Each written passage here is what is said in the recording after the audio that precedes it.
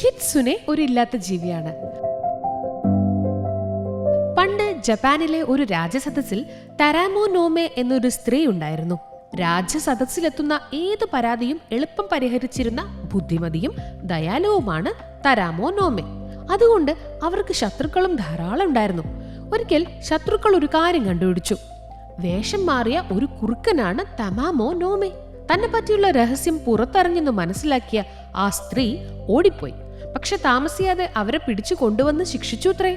ജപ്പാനിൽ പ്രചാരത്തിലുള്ള ഈ കഥയിൽ പറയുന്ന കുറുക്കന്റെ പേരാണ് കിറ്റ്സുനെ.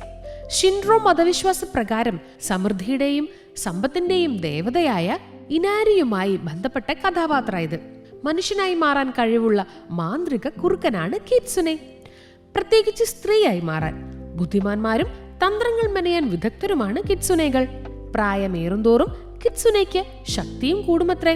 അതനുസരിച്ച് വാലുകളുടെ എണ്ണവും കൂടും. 9 വാലുകളുണ്ടാവും നല്ല ശക്തിയുള്ളവർക്ക്. ജാപ്പനീസ് നാടോടി കഥകളിലും അനീമയിലും വീഡിയോ ഗെയിമുകളിലും കിറ്റ്സുനെയെ കാണാം.